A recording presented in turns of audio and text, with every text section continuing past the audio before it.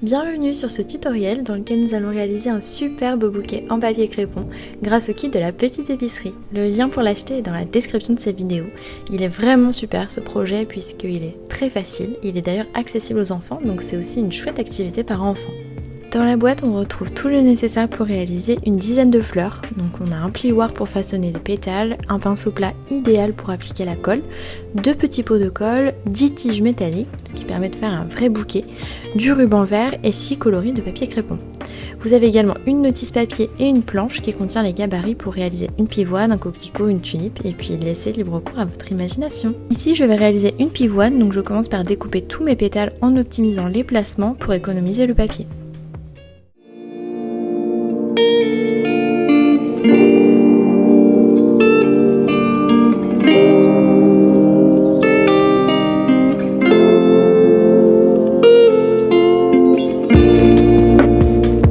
Ensuite, on va donner une forme naturelle aux pétales. Pour cela, je me munis du plioir. Cet outil est vraiment magique. Il permet de courber les pétales pour leur donner un rendu très réaliste. En faisant un mouvement rotatif sur le haut de chaque pétale, regardez comme c'est rapide et satisfaisant.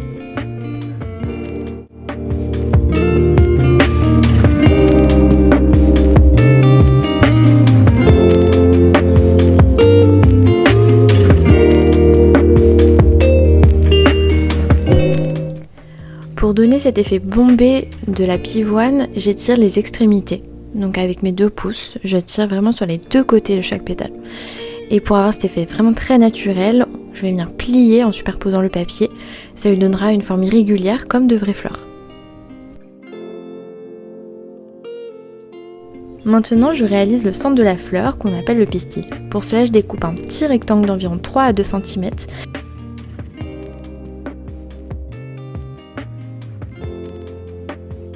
Ça me permettra de recouvrir la petite boule que je fabrique en réutilisant les chutes de papier.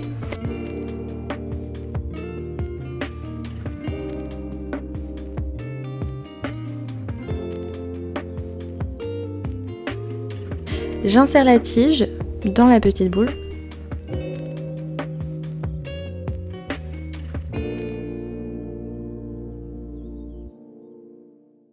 Et je recouvre le tout avec le petit rectangle que je torsade tout autour pour fixer le tout.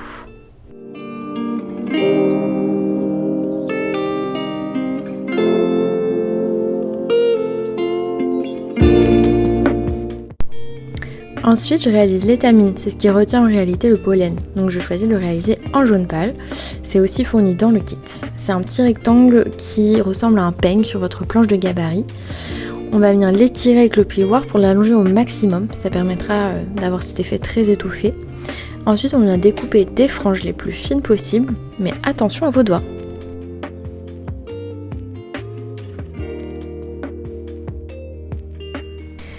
Pour casser cet aspect figé et régulier, on va venir rouler entre nos doigts par lot de 5 franges environ. Et ça va permettre d'avoir cet effet très frisé, assez naturel. Il suffit maintenant d'appliquer la colle à l'aide du pinceau fourni.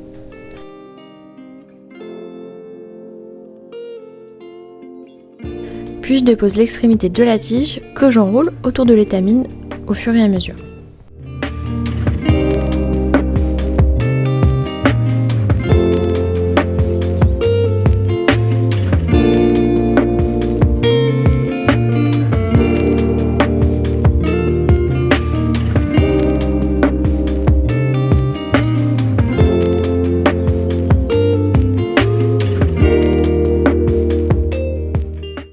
Et n'hésitez pas à recouper vos franges.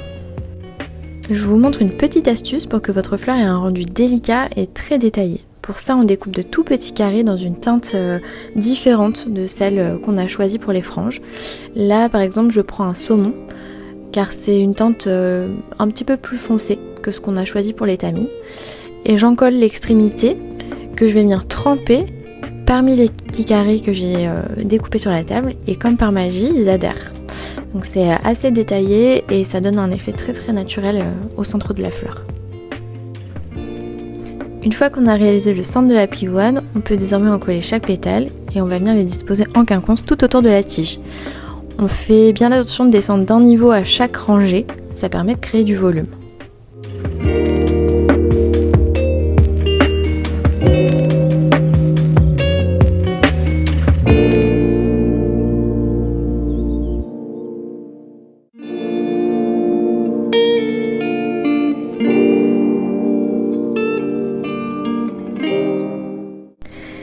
tada! Et voilà votre fleur réalisée. Donc si vous souhaitez qu'elle soit plus ou moins ouverte, vous pouvez tout à fait adapter la disposition de vos pétales.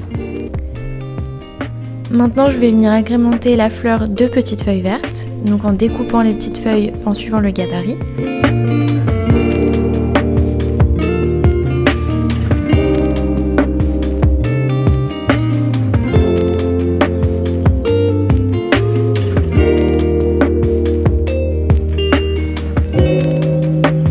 Et ces petites feuilles, je viens les disposer sous la fleur avec de la colle, mais aussi tout le long de la tige.